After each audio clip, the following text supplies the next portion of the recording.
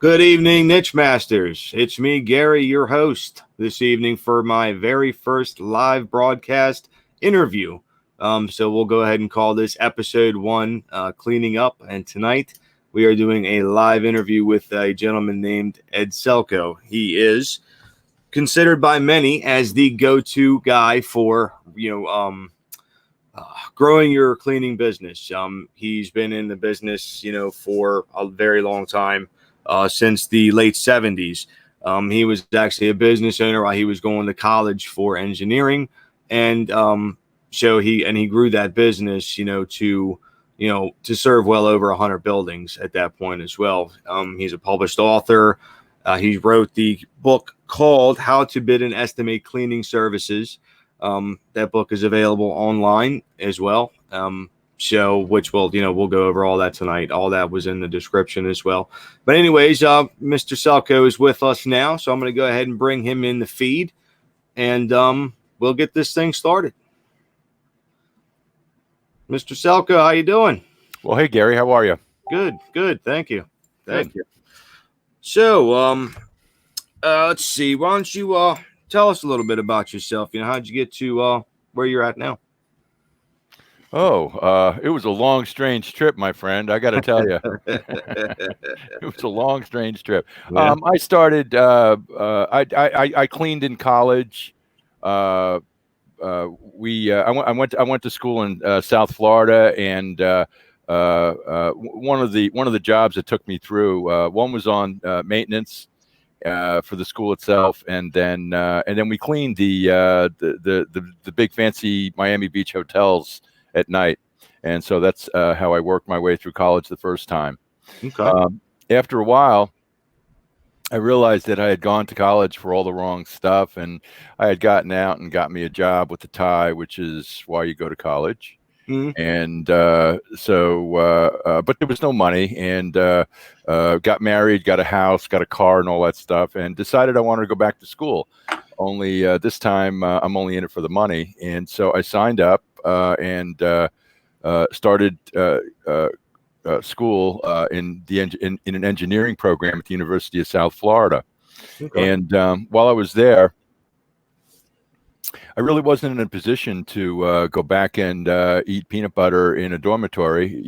I'd gotten married and all that, Mm-hmm. and had a house payment and car payments and such. So what I did was I decided that I could get me a little business to carry me through school again.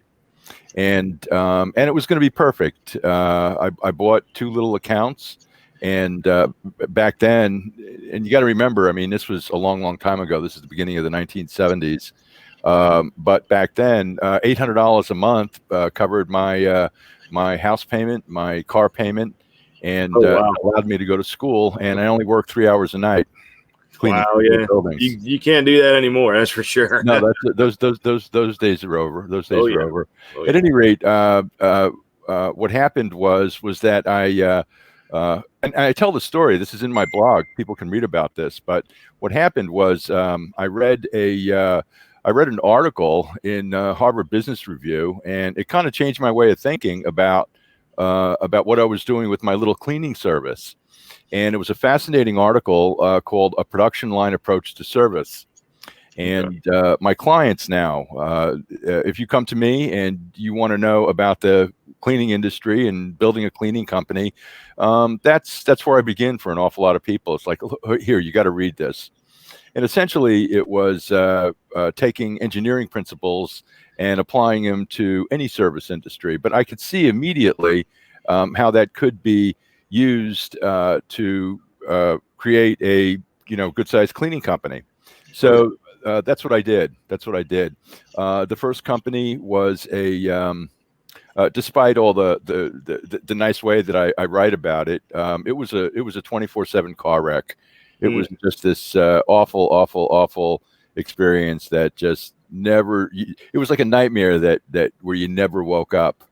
But I did get to 100 buildings. I did learn what I did learn in that first company was all about sales and marketing, and that's what I concentrated on, and that was really all I knew. The rest of it was a mystery. So things like the finance end of it, the people part of it, it all made it like very, very, very difficult. I sold that company and went on and tried another one. And but then what happened was I went to work for a great big company, and I like to say that's where I got my that's kind of like where I got my doctorate. It was a wonderful company that only cleaned giant skyscrapers and great big buildings, and I learned actually what I learned in that company. I learned the answers to the questions that I didn't even know to ask in my first company. Okay. So, when you're so lost, you don't even know what to ask. Exactly. That was kind of how that first company. You got to remember, I mean, things were a whole lot different back then. There was no internet. There was no, we weren't walking around with supercomputers in our pockets like we are today. It was a lot tougher back then to get. What we know of as the internet was still a science fiction story back then. Yeah. So, but what happened was I learned quite a bit working for that company, and then I went back out on my own again, and this time I knew what I was doing, and we did really, really well. We at one point we had say almost 500 people. That's not quite right. Honestly, it was 493 people, so we didn't really make it to 500 employees. It's close enough. I sold that company, and then what happened was I worked for a series of national companies, and then what happened was I hit a magic age where companies really didn't want to hire you when you're over 55. They have to pay you a lot of money.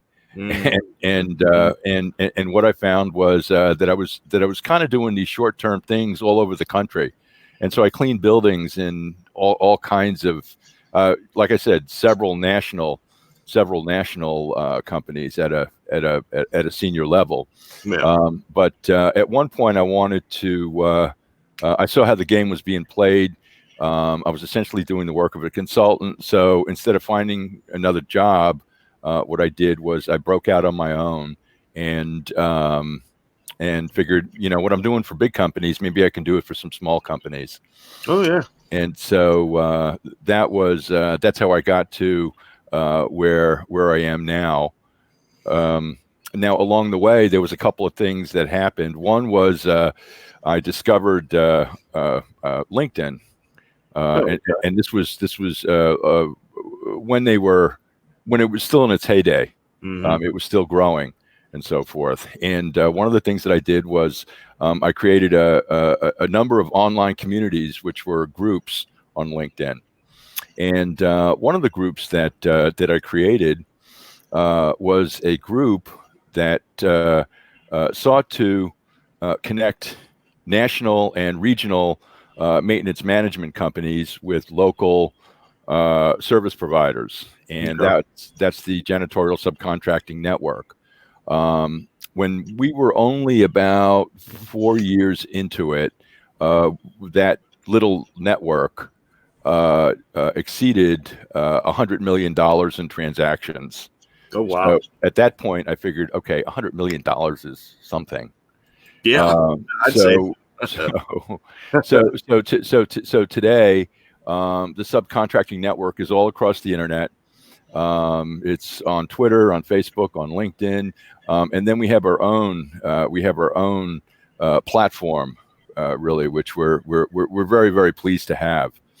And we're approximately 18,000 companies wide across the United States and Canada, and that pretty much brings it up to where we are right now.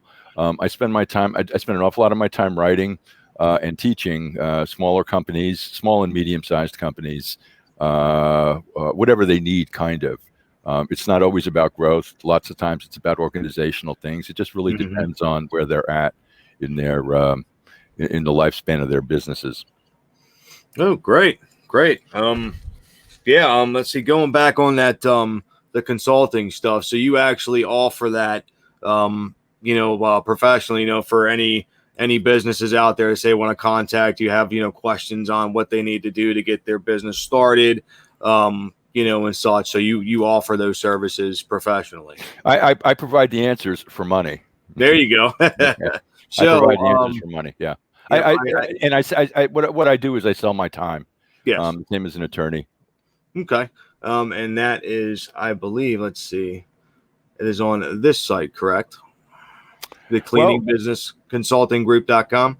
No. What happened was I'm part of something called we're Janitorial Growth Solutions. Okay. Janitorial Growth Solutions, but Gotcha. Janitorial Growth Solutions is part of an alliance of 3 old timers. Let me take that back. 2 of us old timers and one very, very classy lady that will not cop out to being an old timer. Okay, not allowed to call her an old timer. Okay, but between the 3 of us, we are over 120 years in hands-on building companies, and we all kind of have we all had different experiences in the cleaning business. And so what that gives us is a very, very unusual 360-degree point of view that we're able to offer our clients that we have collectively. And collectively, what we have is a mastermind group called Brainbox Academy, and that's where the 3 of us are together. My specialty is startups. I've started 8 companies, 2 of which were national, and both of those, by the way, were for investors. It was not for myself. Okay. So startups is one area. Government services is another big part of what I do. So if you're in a situation where you're bidding your first military base or your first airport or something of that nature, I do an awful lot of that kind of work, helping companies get through that. I work with minority certified companies, and I work with them one-on-one, getting them through the certification process and then getting them rolling. And then when it comes to big stuff, that's another area that I'm able to help in. If you wind up in a situation where you have to bid, 2,000 buildings all the way across the United States, and like, what do I charge? What I do is I help with those types of situations. And then the last thing is the technology piece. Generally, when any technology comes out in the cleaning industry, I'm one of the first stops. So we have a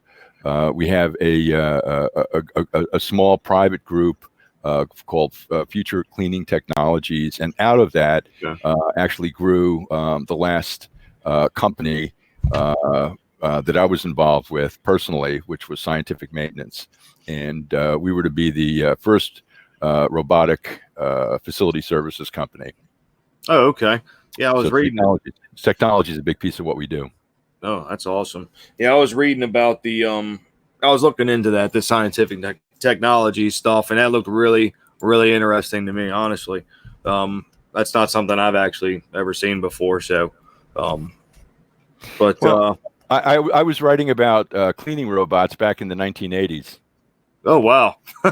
So you're way ahead of the times back then, huh? Folks are surprised. Says, "Oh yeah. You want to read what I said about cleaning robots back in the 1980s?" And we're not done yet. The robot, we're just at the beginning of the robot situation. Okay. So awesome. we're going to be playing a big part, because I'm able to bring 18,000 companies to the table. So wow, that's a lot. Yeah, that's going to be awesome. I can't wait to see that. So let's go this way too. So looking back, what's one thing that you wish you understood about the cleaning business before you got started? Like, what's something that you wish you would have known back then that you know now? Oh my. Well, it's funny. To answer your question, there isn't one thing. What I did was I had a little red notebook, Okay. that I scrawled across the cover, a spiral bound notebook like you'd have in school, Mm-hmm. and scrolled across the cover, esoteric trivia. And over the years, what I did was I put in there in that book everything that I learned. With each company that I started and sold, I learned. With each job, I learned, and so there really isn't one thing. I've got an entire spiral bound notebook on stuff that I wish I knew way back then. You know, so. Yeah. Okay. It was a very different business, and just to give you an idea, the difference between today and when I started. When I started, there was 19,000 companies in the United States that provided janitorial services. 5 or 6 years ago, I did another in-depth study, and I was able to find close to 130,000. So we grew from 19,000 companies to 130,000 companies between the 1970s and the 2000s. Wow. And so that's a big increase in competition. Competition's a whole lot different than it was back then. Oh yeah. And technology was a whole lot different. I bought the very, very first Macintosh computer. Really? And what I was able to do with that Macintosh computer was I was able to beat the daylights out of the national competitors. Mm-hmm. I mean, people didn't know what hit them because I was coming out with stuff that nobody could believe. I mean, I couldn't believe. But I've always been involved with that, involved in that technology piece. And it's not unusual to find me online. I was online before there was an internet. Back before there was an internet, there was an old bulletin board system, of which I was a part. Mm-hmm. Okay. All right. Yeah. That going back to that Macintosh, I used to always just be a Windows user, to be honest with you, and then I just recently, I kept hearing from people how well the Macs, performed, like design wise, and just for what we do, digital wise, and so I decided to buy one off of Facebook Marketplace, and I haven't turned back. I'm using MacBook Pro, and I've stuck with it.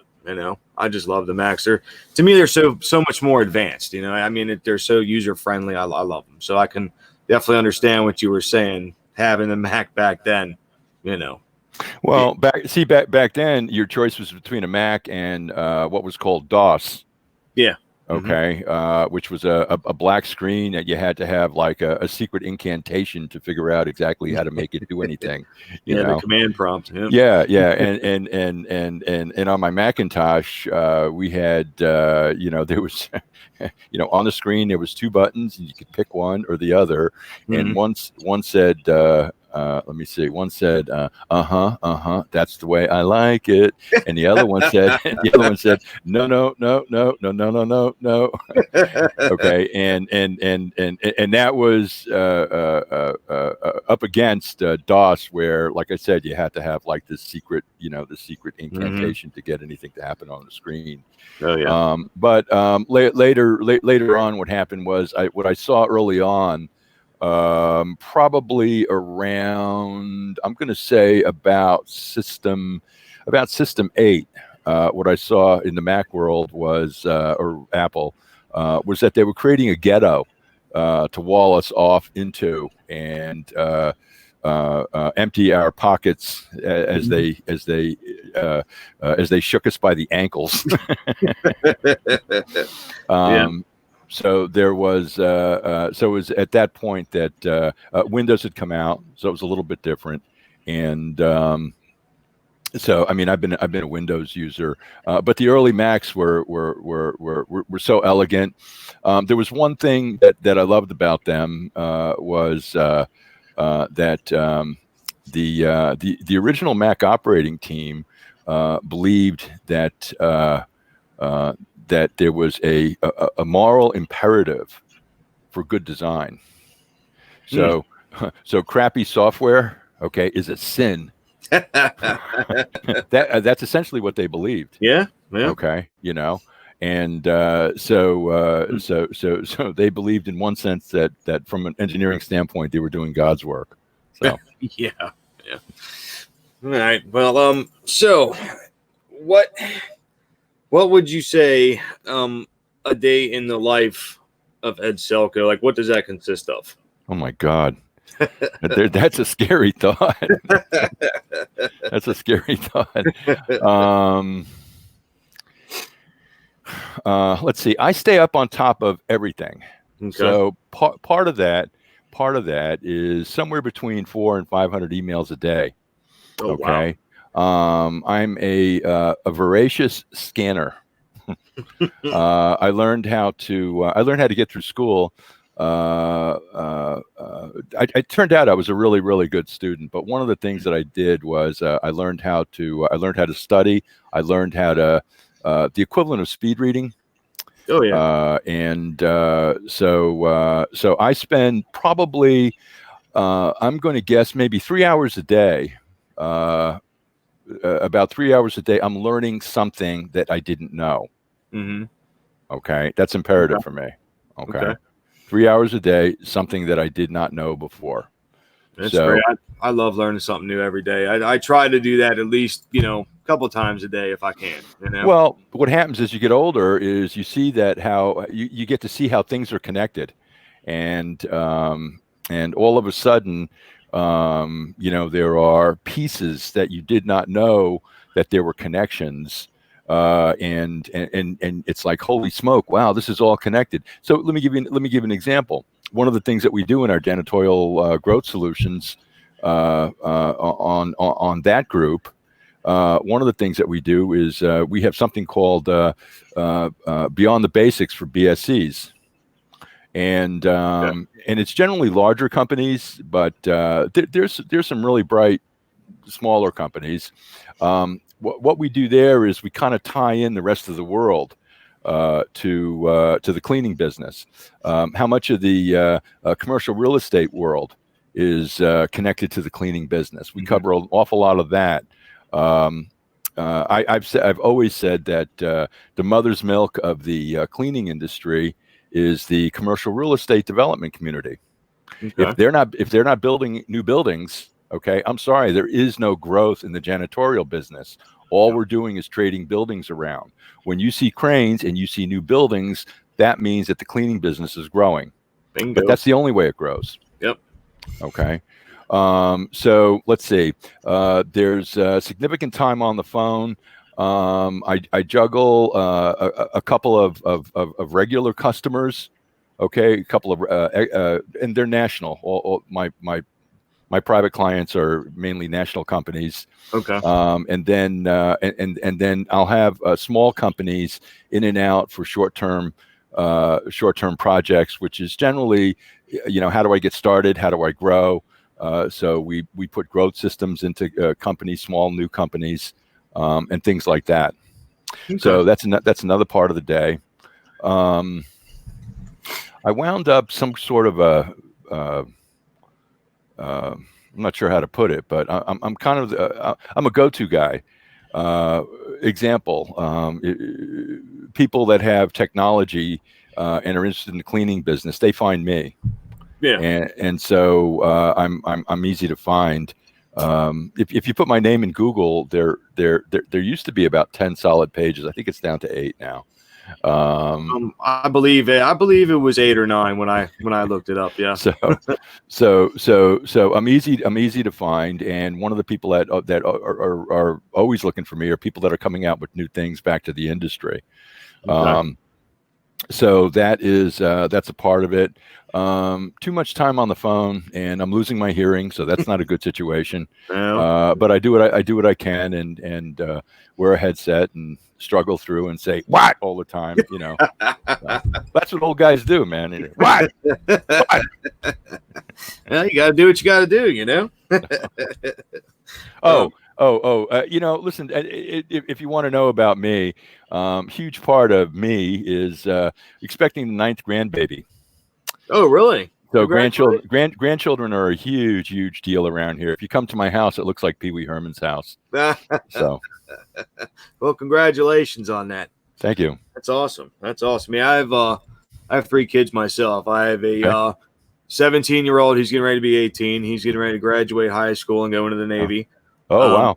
Yep. I have a 13-year-old daughter and an 8-year-old daughter. Well, 9. She just turned 9. Yes. Okay. So, Okay. yep, I love kids myself. Yeah, sons and daughters are different. You know, it's funny, the ivory tower folks, the most learned among us, uh, uh, uh, a university decided that they were going to do a giant study, and there was all kinds of federal money pumped into this study, Mhm. and there were lots and lots of PhDs on it. There was an awful lot of analytics on it. A lot of people worked on this, and at the end of the study, what they came up with was, it made the cover of Time magazine. This was such a breathtaking study that it made the cover of Time magazine. Okay. But after millions of dollars, thousands of hours of higher educated people, what they came out with, what they discovered was that boys and girls are different. Mm-hmm. Think All about right. that. How about that? Well, you're raising daughters and you're raising sons, and Yeah. I mean, you probably could have short circuited that whole thing and saved a lot of money and time.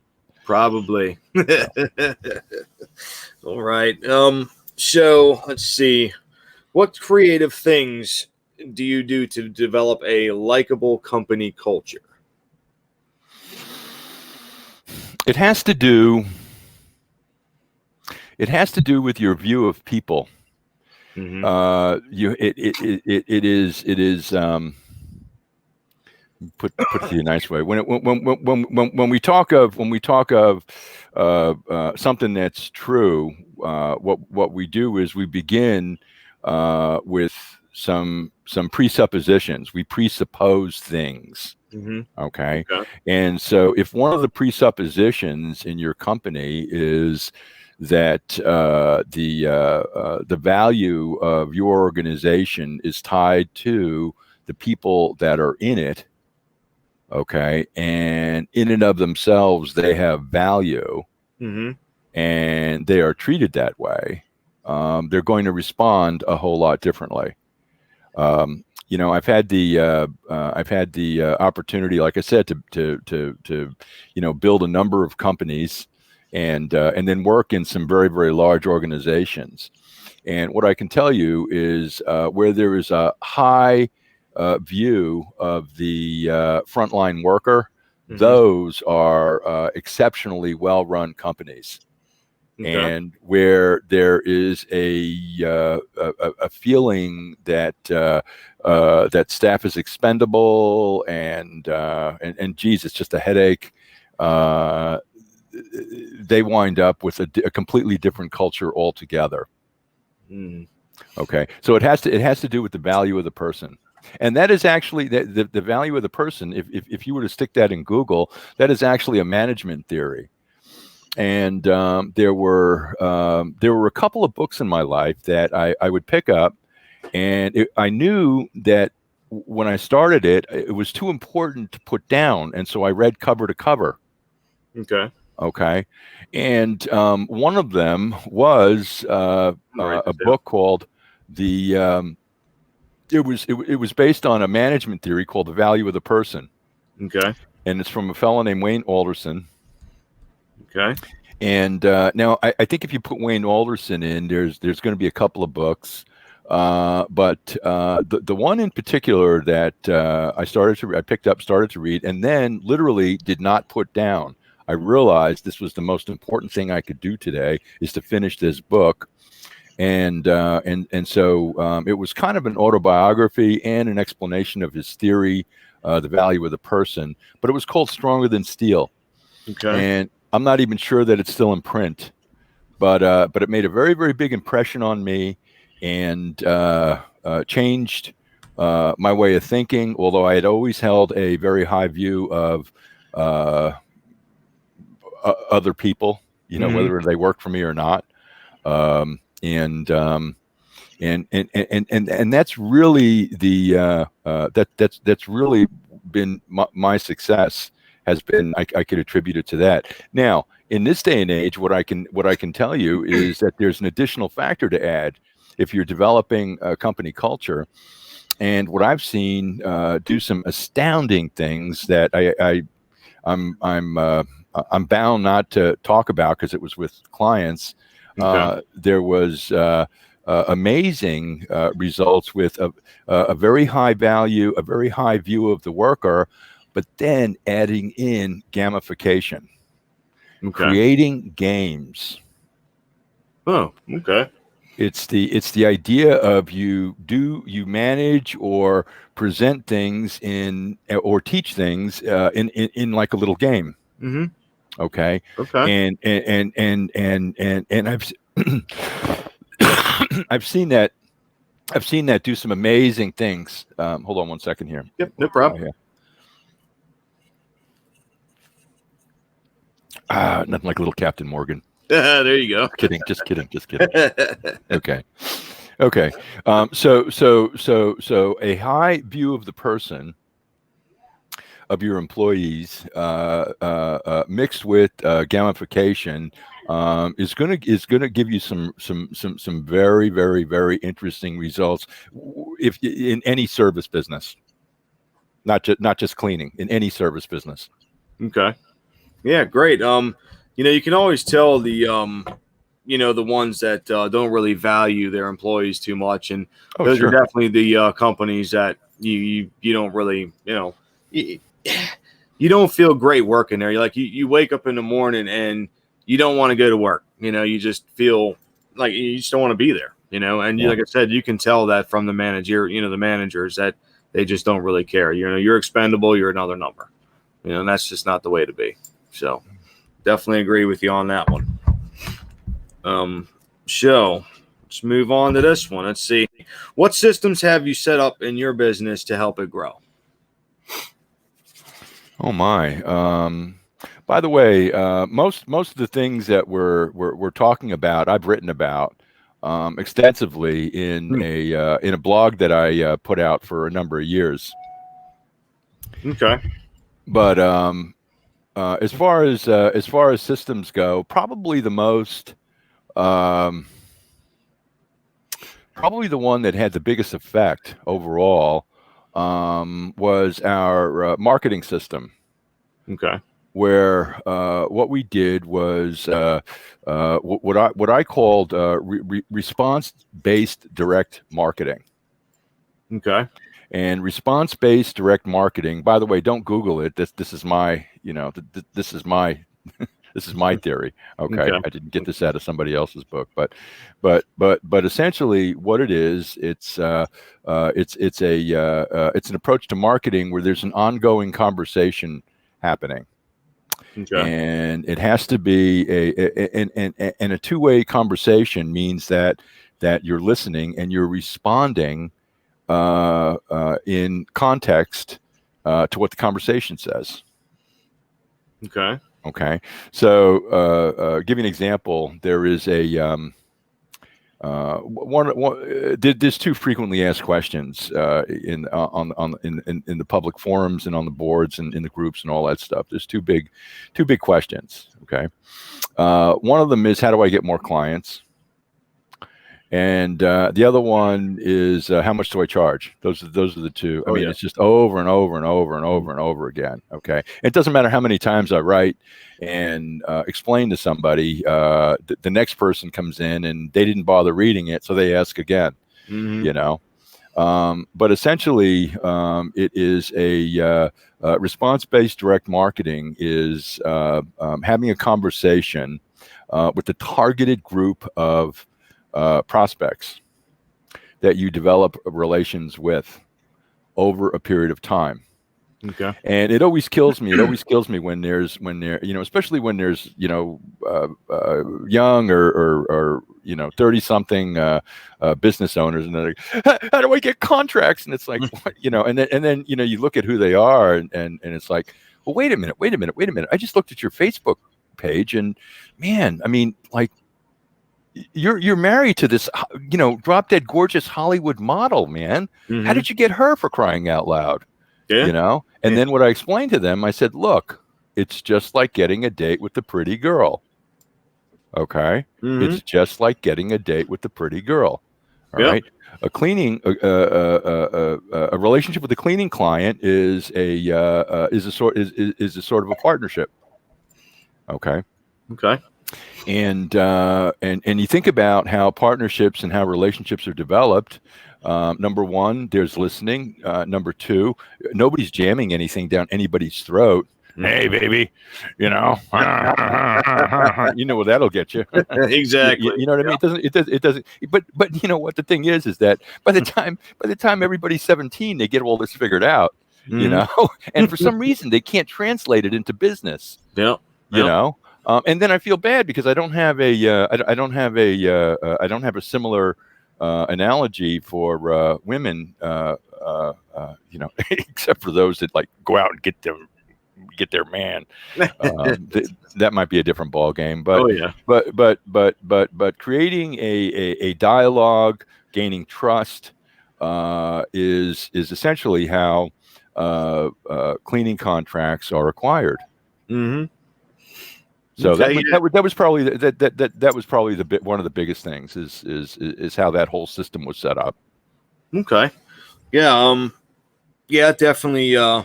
It definitely makes sense. I have to agree with you on that. I mean, you know, it's kind of, you got to kind of be yourself, I would have to say, so um Well, I mean, unless you're a complete a-hole, well you know, then you need to, yeah, then then you need don't to be mask it a yourself. little bit. You know, you Yeah, need to you don't mask want it. to go in I there mean, and be an a-hole. let's face it. Not everybody is cut out. You know, not everybody's cut out. There's some, you know, there's some real losers walking around in business. So, Oh yeah, yeah, there definitely is. Yeah, so. that there is. um let's see. So but hopefully everybody paid attention to what he just said. He was talking about getting clients and stuff like that. And then also too, you mentioned about your blog. So where can everybody go to read that? If you come to janitorialgrowthsolutions.com, you'll wind up in our group. Janitorialgrowthsolutions.blogspot will get you to the blog. Okay. And I'm not hard to find. If you just stick my name anywhere in Google, I will pop up, and something that I'm doing, you will be able to connect with. But I'm all over. I'm not hard to find at all. I'm all over Facebook, all over LinkedIn, and No, I can as well as attest to Twitter that. and every place else. So Yeah, I can attest to that. I definitely, as soon as I typed your name in Google, it popped up. So yeah, you're not hard to find. yeah. So what would you consider to have, in order to be successful in the business, what would you have to do?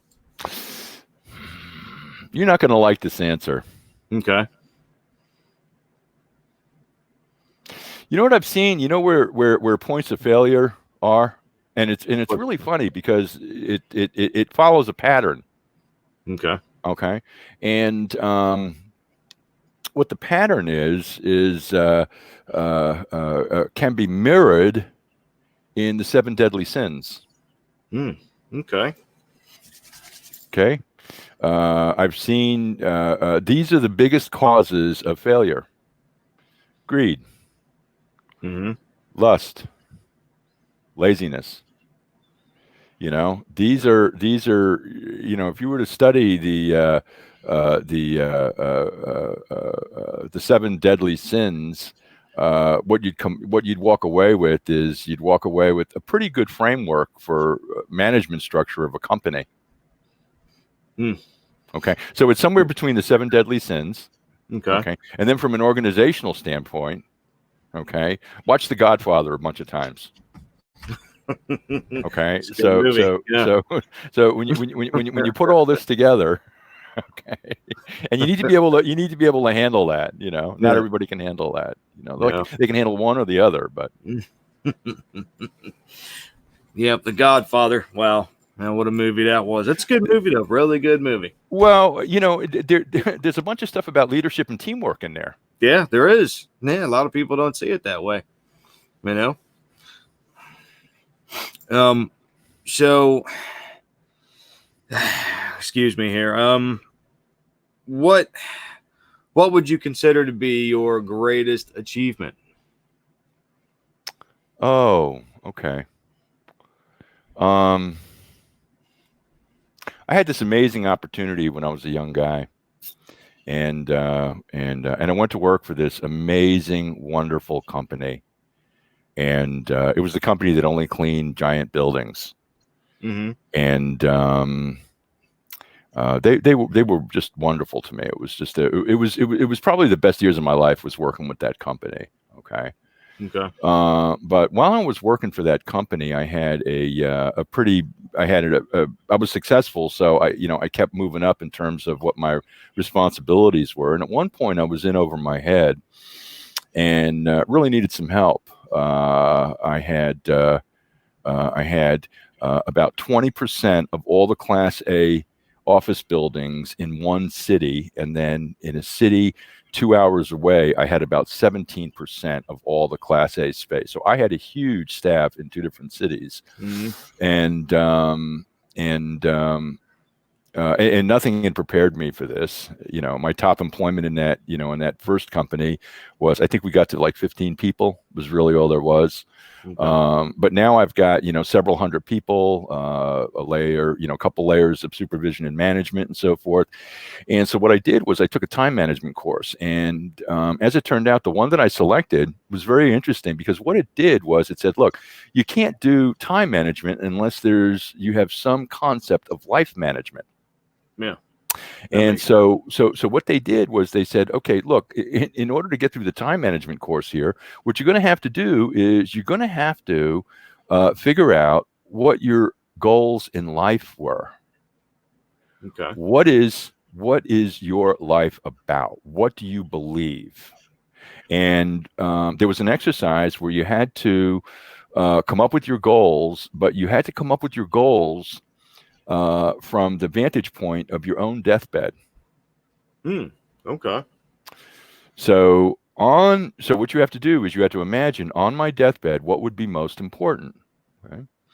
Now at the time, I mean, if I told you all the bennies to this job that I had, this incredible job that I had, which included things like a company paid apartment on Capitol Hill in Washington D.C. Oh, nice. Yeah, a whole pocket full of cash that was called walking around money Oh, that was issued to me.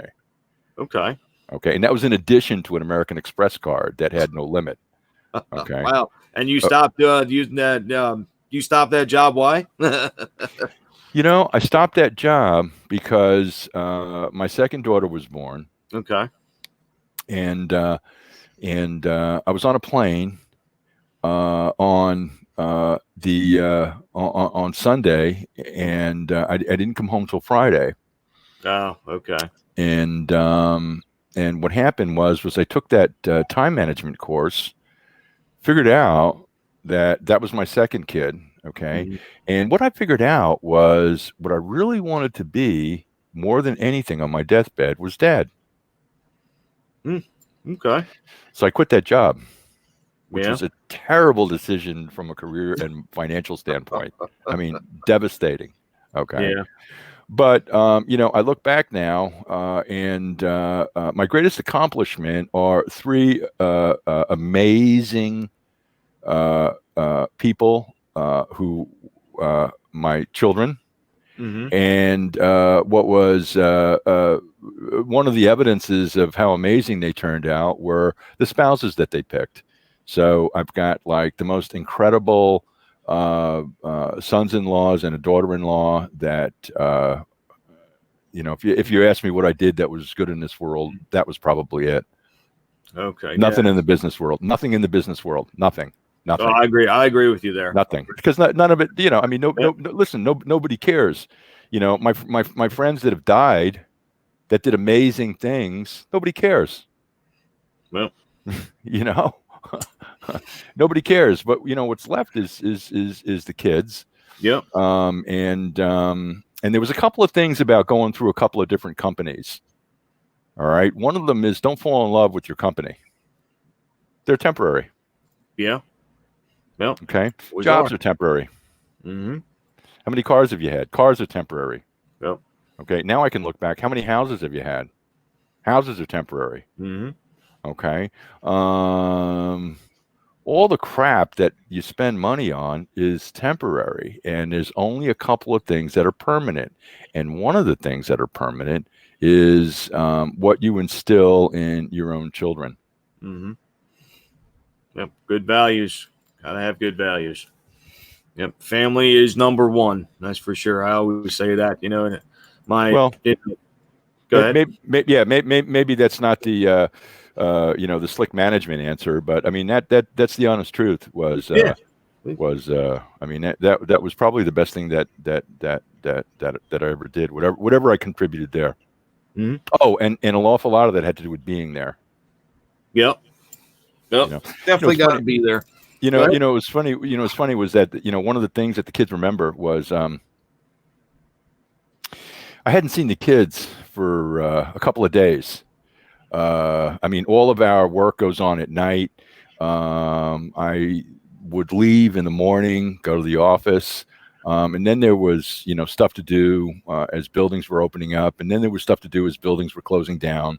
And I spent several days, and it might have even been a whole week that I hadn't seen the kids at all. They were in bed asleep by the time I got home. Mm-hmm. Okay, and you know what they all remember from 30 years ago? What's that? The one night that Dad was pissed. Uh-oh.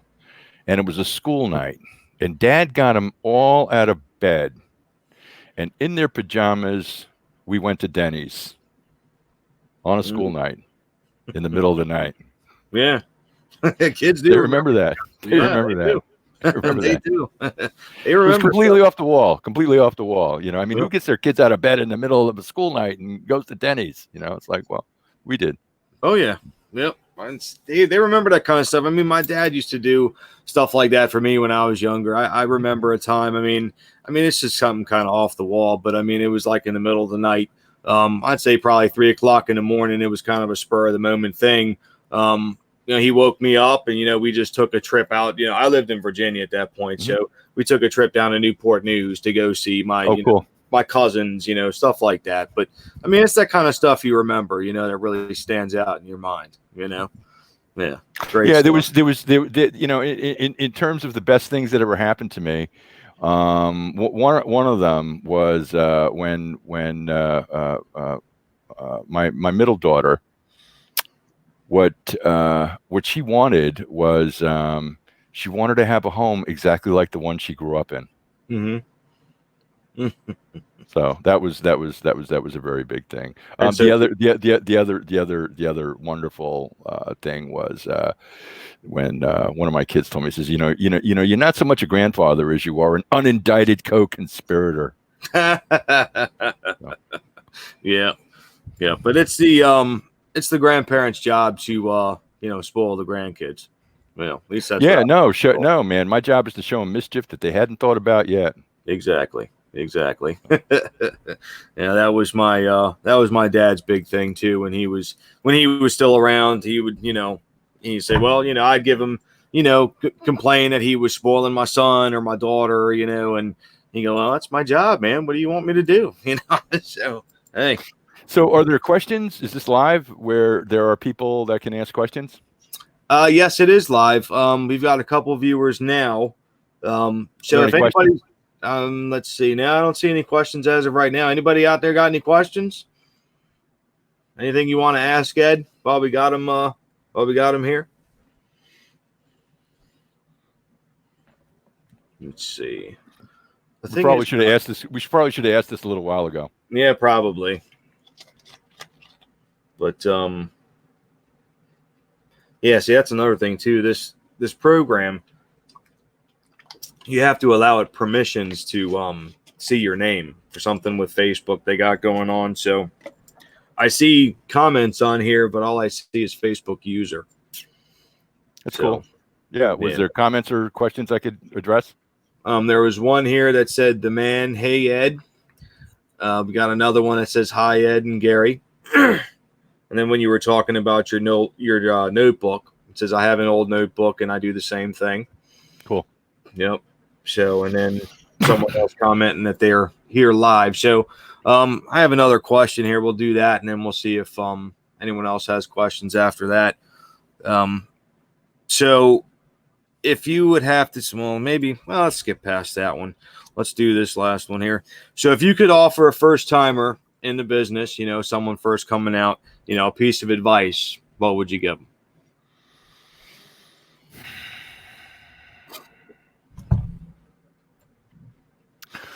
Number one, study. Okay. Learn. Study. Big time study. Oh, yeah. Okay, and then I heard a great story about somebody that took a master's degree at Harvard, and there was an old professor they had a kind of like an introductory course for when you first got there, and this old guy would get up in front of the class and write on the board, and he did the same thing every day. It was just, he said it was freaky, it was just weird, but he made this speech and he said, look, you're going to learn all kinds of fancy stuff here at Harvard Business School. He says, but after it's all said and done, he says, let me show you, let me give you the secret of business. And he would write on the board, DROOC, and then he would underline it. Okay. And the secret of business was don't run out of cash. Well, that makes sense. If you think about it, that really is the secret of business. No matter how big it is, don't run out of cash. Yeah, you run out of cash, it's done. Yep. So. It is done at that point. Let's see. Oh, here we go. Here's a question. So it says, if I wanted to get into military-based cleaning, what would be the first steps? Probably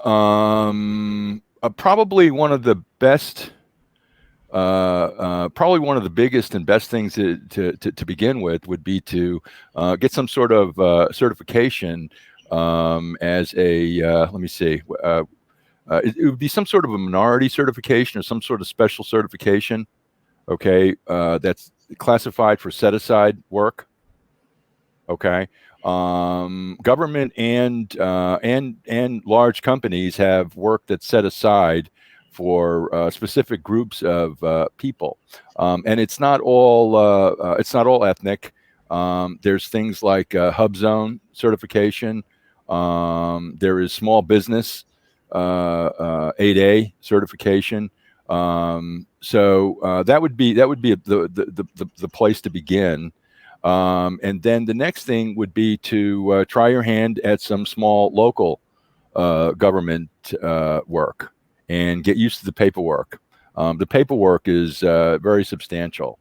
Give you an example. I did a bid for an airport, and the bid package was 700 pages. So you know, you got to prepare a bid, and they hand you 700 pages, and they say, okay, now give us a proposal, and we'll give you lots of money. So the thing to do is to start with smaller city, county, municipal contracts, and kind of get your feet wet. Begin to understand the world of government contracting from there. So that would be a good beginning point. Cool. Yeah, she says that her husband was in the military, so she was asking. Yeah, no, I mean that, and that's that's a great start. The other part of that is has to do with networking with the right people, and that means to some extent getting politically active. Okay. Yep, we had another comment here that says, always amazing advice with the thumbs up. Oh, and so another question, is SBA good to start with? Yeah, absolutely. SBA, yeah, Small Business Administration, and as a matter of fact, it's wonderful these days. Better than in times past. Okay, great. So I like it. I'm glad we're getting some questions answered. Anyone else got anything? Come on, let's fire them off. Let's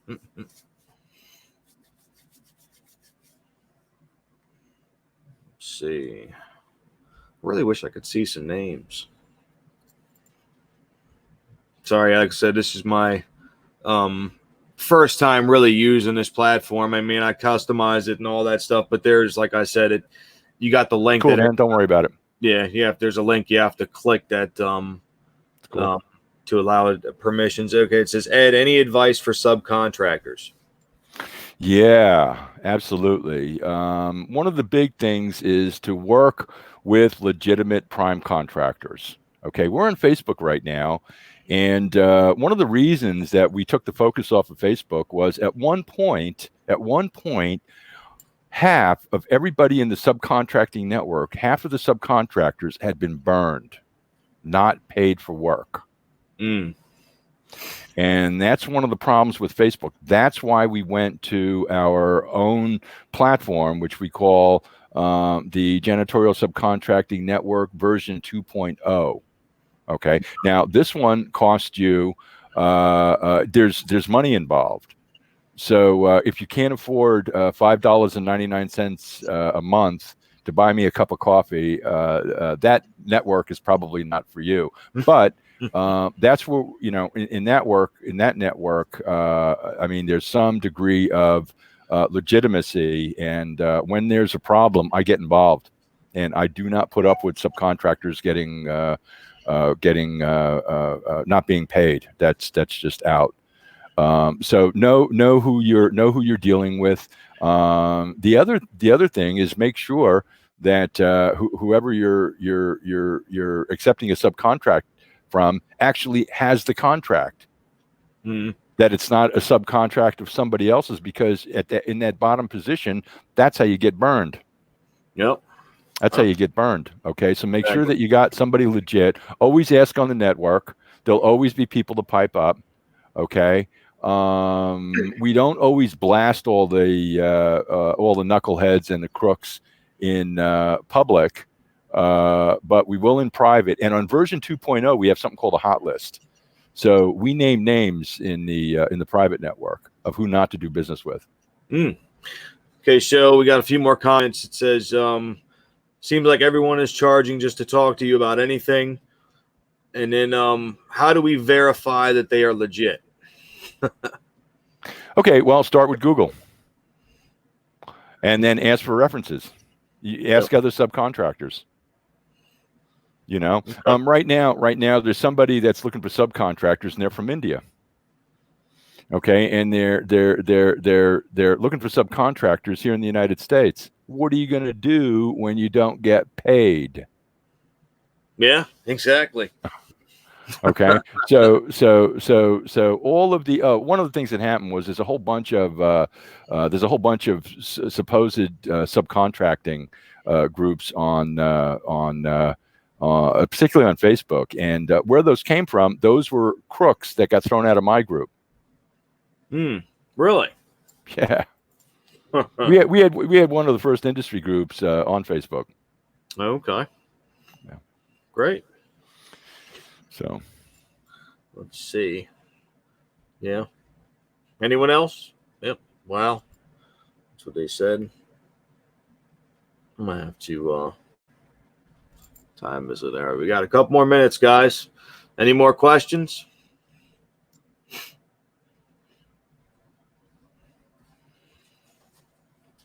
That should be good, Gary. Okay. Oh, it's what someone said. Yeah, no, they can now they can pay. They can call me on the phone and pay. Yeah, there was just a comment here. It said I had one from Nigeria on Facebook said to pay him. I refused, and he got mad. So, oh man. Yeah. Wow. Well, I mean, next time you're there, you better remember that. All right, so and the last one. Thank you, Ed. I've learned so much from you. Oh, that's very kind. It's very, very kind. And all I've done is shared with you some of the scars and yeah, we definitely where the Band-Aids were. So yeah, you're the best, guys. Thank you. All right, well, thank you. We appreciate the comments. You're welcome. No problem. So yeah, we want to thank you for giving us your time tonight, sharing with us all this great stuff. Yeah, maybe we look forward to possibly doing something like this with you again. If you that was fun, Gary. That was fun. Great, I appreciate it. All right, guys. Well, thanks for joining us tonight, and we will catch you on the flip. Let's see. Let's do this.